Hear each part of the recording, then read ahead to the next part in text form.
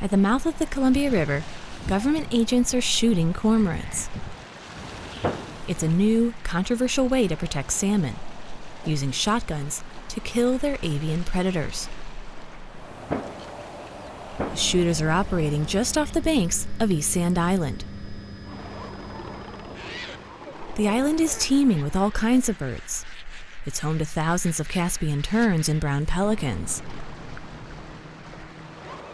But it's double-crested cormorants that are in the crosshairs. Their numbers have grown from around 200 in 1989 to a whopping 30,000 in 2015.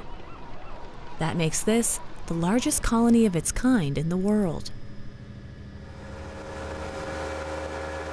We're on our way to the island. We're riding along with professional bird counters hired by the Army Corps of Engineers. Their job is to count the cormorants that haven't been shot. We've been invited onto the island in the past, but today we're not allowed to join them.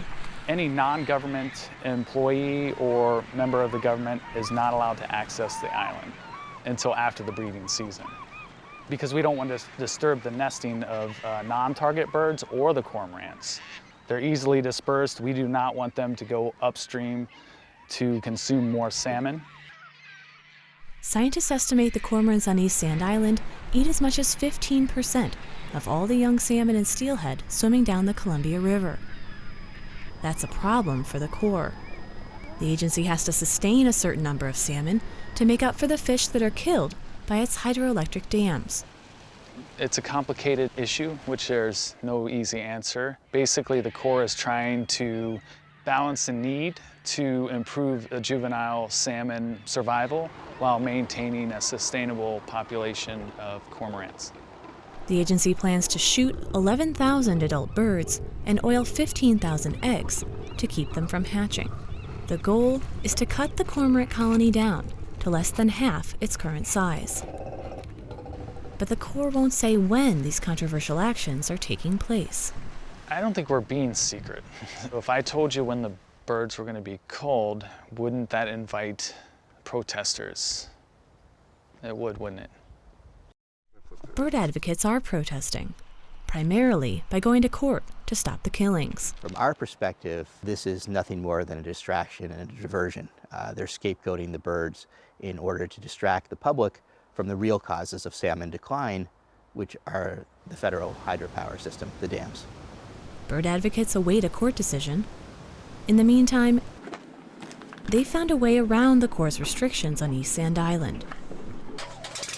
The Corps has been so secretive about how they're implementing the management plan that we felt it necessary to go up every 2 weeks and do aerial photos to see the impact of the Corps' activities.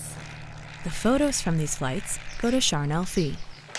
She started the Wildlife Center of the North Coast more than 20 years ago, primarily to help birds. Charnel hired a biologist to take regular flights over East Sand Island. The photos show cormorants have abandoned one section of the colony over the same period officials report shooting birds on the island. The colony has suffered total disruption. I think it has the potential to drive the entire West Coast population of double-crested cormorants below a sustainable level. It's hard. We came here to help these birds. Charnel passed away a few weeks after this interview, but not before contracting one last flight. We're using these photogrammetry tools. The Army Corps is using aerial photos of its own to keep tabs on the cormorants. At a lab in Portland, Jake McDonald can zoom in on the colony. The stereo operator puts on these polarized glasses, and they can actually see these birds in 3D and tell whether they're on a nest. You can tell from the nest material what species of bird they are. Here's a double-crested cormorant that's been flushed off its nest by the eagle. Advanced photography also tells the agency how much impact their actions are having on the colony as a whole. So this is the kind of perspective that we could not get on the ground. the birds would flush, they'd fly away. But here, you know, we can spy on these birds. They don't know that we're here looking at them. And you know, they're still, and we can count them. Our goal is to reduce the number of breeding pairs on the island to a goal number. We are telling them every week how many breeding pairs they have. So they're able to tell whether they're reaching their goal or whether they're not reaching their goal. Army Corps officials say keeping a careful count is one of many precautions they're taking. They say the decision to kill birds was based on years of scientific studies. In the end, the agency concluded that non-lethal management options wouldn't work. So this was something that we went into with a lot of studying behind us. It's not something we went into lightly. But the Corps' own cormorant researcher has criticized the agency's plan to kill the birds. In a letter, researcher Dan Roby accused the Corps of misrepresenting his findings.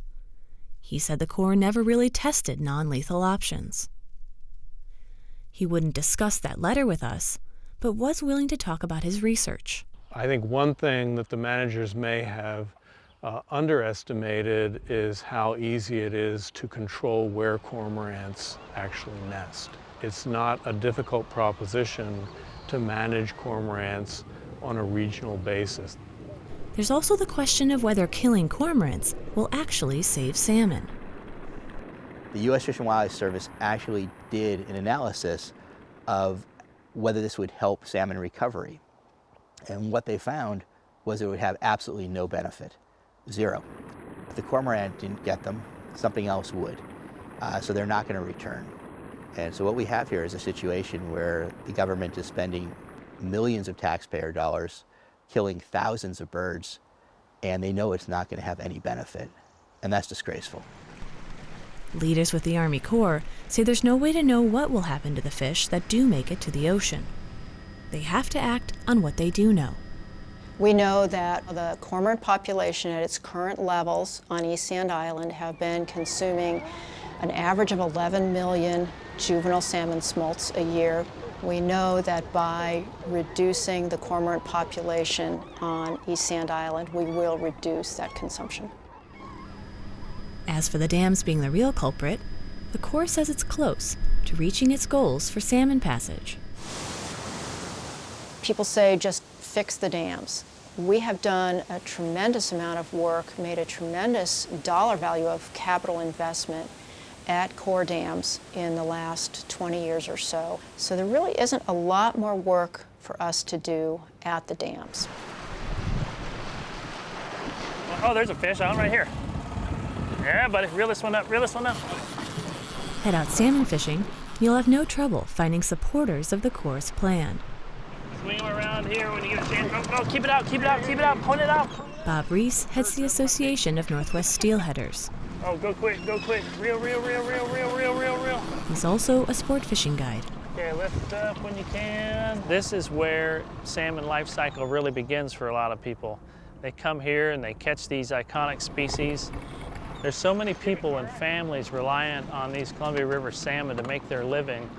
Hatchery coho, yeah, nice size, must be about 8 pounds. That's a keeper. There you go, show that baby off. Cormorants are just one of 1,000 reasons why we have to take a more active management role in recovering these species. And it is sad that we're at the point where we have to remove one species to protect another. The fact of the matter is that this population of cormorants is absolutely thriving. Our salmon and steelhead populations are still listed on the endangered species list. All right. It's a wild fish, we gotta let it go. Everyone agrees a certain number of cormorants belong on the Columbia River, eating fish as they've always done. Cormorants are native to this area. They have a place here. Our goal is not to eliminate cormorants from the Columbia River estuary. Corps leaders say the agency wants to avoid doing too much damage to cormorants while trying to help salmon. Because it doesn't do us any good to create another problem in trying to fix a problem.